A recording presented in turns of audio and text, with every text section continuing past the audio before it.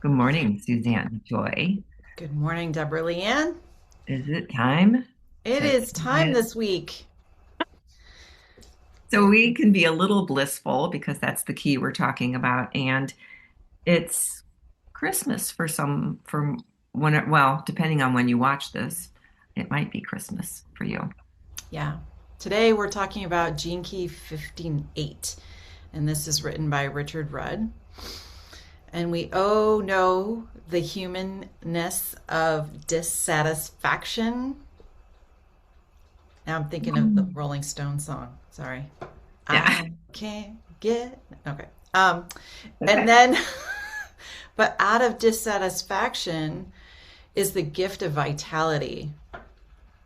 And then the acidic state is, of course, the highest essence of this key, and this is moving into bliss. So, Yeah.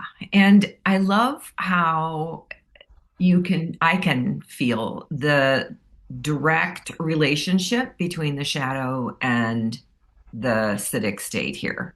Because it's like we wouldn't understand what bliss is if we hadn't experienced the dissatisfaction. It has to grow from something. And so, and what would life be like if we had bliss even when things were falling around apart all around us? I mean, because we tend to think, oh, that's when we're like on the beach, having our nice frozen drink, watching the waves, and everything's perfect. No, can we find bliss in the middle of a traffic jam or while, you know, we're sick in bed or whatever? yeah, can we move from stress to bliss by having that emotional calm and mental stillness in and amongst chaos around us? That's that equanimity that we've been talking about.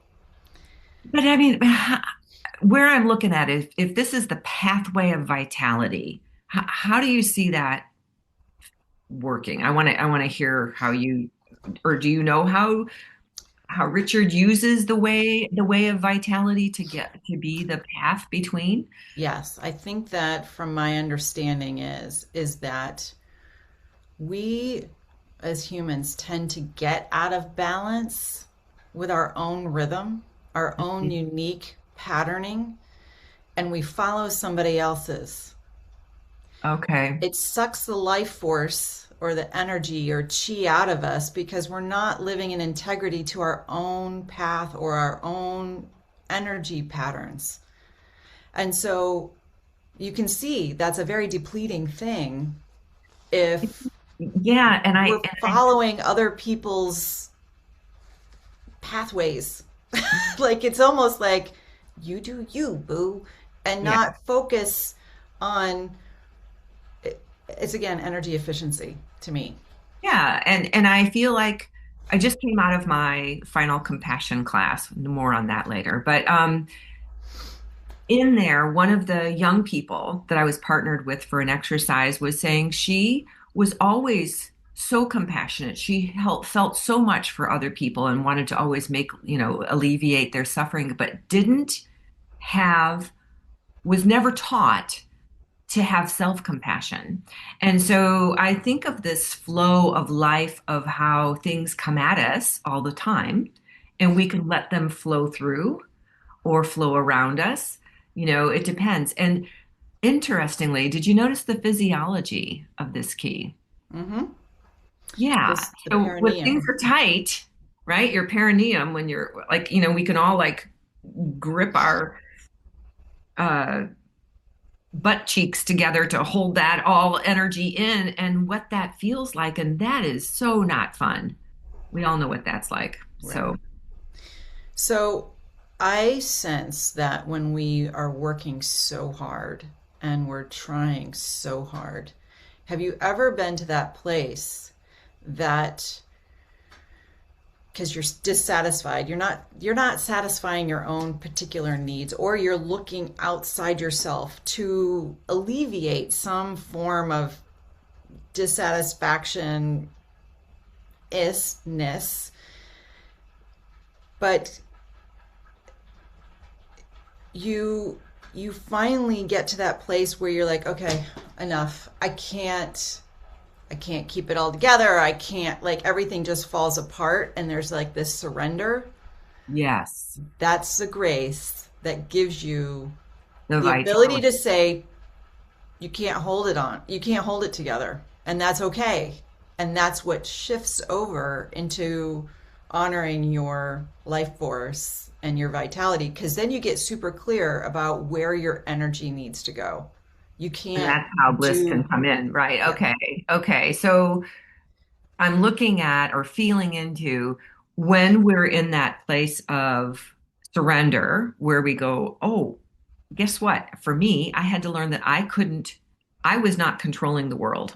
I think for a long time, especially when I was younger, I thought I had some sense of control. I Now, think we all do. It's like yeah, you little want by to, little. you're like, got to keep the ship together. Yeah. Yeah. And the more we did that, the more we were cracking on the inside or on the exterior, didn't. So in the other thing that I find fascinating about this key is it's in the codon ring of seeking. So it's in the keys that are all in this relationship of uh of having this like constant outward search for something. And I think that's what dissatisfaction is it's an outward search to find comfort. Yes, and I think that most people they find dissatisfaction because they're future searching. Like Oh, they may be not appreciating what is present, but they're like, I'm not there yet.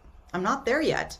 And ooh, so there's like this agitation of that robs you of your own vitality and joy of being here now, because you're not going to get there until you are present in your nowness oh, that's so good. and appreciating it.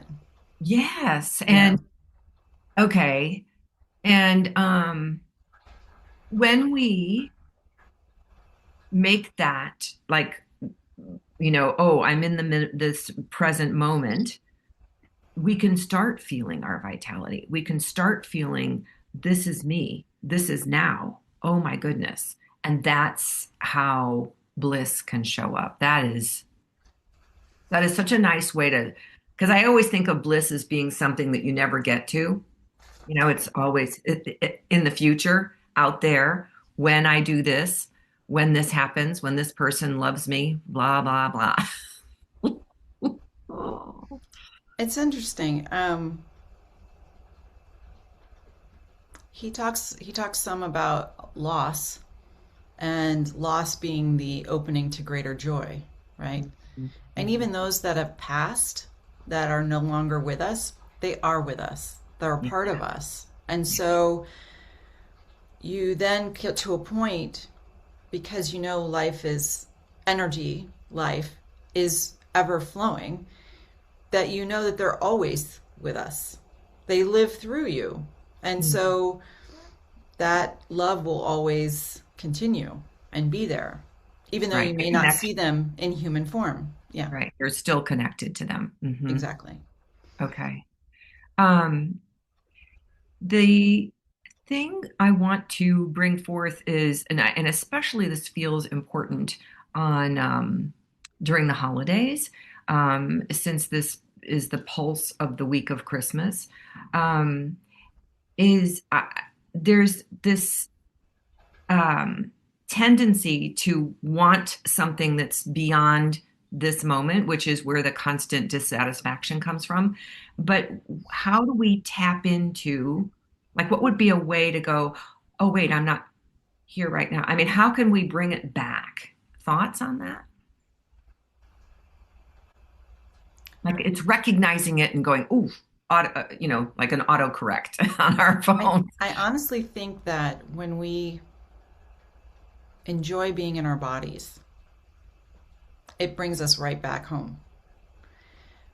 I've spent a lot of time like outside and um, etheric, being very etheric, but I think that as we, you know, experience our five senses, staying present to that moment that is now. And I think Eckhart Tolle like is really a big proponent of the power of now. You Um, wrote that book, yeah. yeah,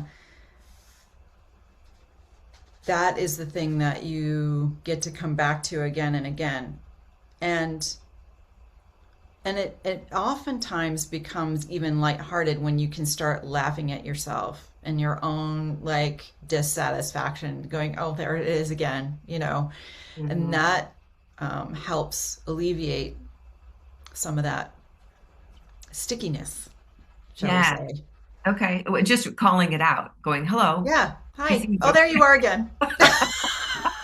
Oh, you're And then back. go, what is it that is causing this dissatisfaction within me? Hmm. What, if I understand my own energy, am I reacting to somebody else's energy? Am I reacting to something within me? Maybe I have a certain expectation that isn't being met. And sometimes that can nip you right in the butt, like nip you right in Yeah. the. Mm, And just like we want to relax our perineum, we want to relax that expectation, relax yeah. into this divine moment of now. Um, I have the most beautiful mudra to share. Do you want to share more about bliss before I? Um, no, just that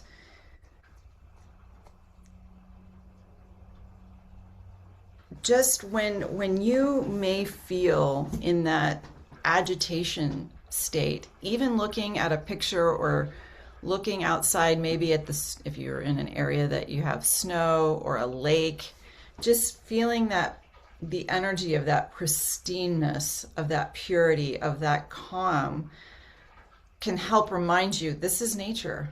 This is our nature. It doesn't have to be in this constant state of interfering with life, but allowing it to move through us. And it's not ever going to be there all the time. Do you know what I mean? Like you've been in states of your consciousness where it feels sticky and it's like, damn, is this ever going to be over? Just allow, accept, and embrace and allow it to move through, right? Don't, The more we fight it or right, judge it or make it wrong, right. we're not obviously opening to the beauty of it. And I think for most of us, especially those of it who have been on the spiritual path for so long, we're like, well, I should be beyond this by now. Like, Are we there yet? Come like, on. oh, No. that was my quote last week. Are we there yet? Because I'm I done. know. I know. I hear Um, you. yeah. So, and it's the total relaxing, which is where the bliss comes in. So I love the mudra because it's called the yoni mudra. And so the womb space, think about it. We all spent time there and there was nothing to do, right? We just got to hang out and be in our little bubble, basically. Um, and what if we can tap into that through this, you know, mudra, this would be awesome. So I want to just teach you this. It's you take your thumbs and your pinky fingers and you put them together, and your fingers are the knuckles are touching, and the fingers just are in the middle. So if you look at it, that's the first thing I saw when I saw the picture is what does that look like? Yes, it does. And so the beauty of this is to really relax everywhere in your body as you're doing this. Like, kind of imagine that we're floating. Now I see why float tanks and all those are so popular, right? Lake. Just think Yes. lake. Just laying in the water. And um and we can do it in three places. So we can put it up like around at our forehead and relax into our mind and find a blissful mind. We can put it at our heart space and feel the bliss of our heart. And we can lower it and put it on our belly and drop into the bliss of that beautiful sacral space. And he suggests taking a breath in each one and moving it around. And there may be a place you may want to spend more than one breath. But the beautiful thing is he said, as you're doing this, remember to breathe and flex your spine. Hmm. So you're totally moving this energy up and down as your spine is flexing and curving. And that activates all of the electrical system even more, even further. And I just got a vision of, you are under no obligation. If you need to take a break, pause, go to the restroom, excuse yourself, and then tap back in. Like there Oh, that's a brilliant idea. don't have any rules about, and you certainly don't need to explain yourself to anybody else. You just need to take care of you. Yeah. And So, sometimes it's step away from the food and drink and just do your little thing in the corner. Nobody needs to know. And then just, we're back, you know? yeah, So it's not something that needs to be done all by yourself in a corner somewhere, but you can actually, how can we practice this right. in life during, living real life?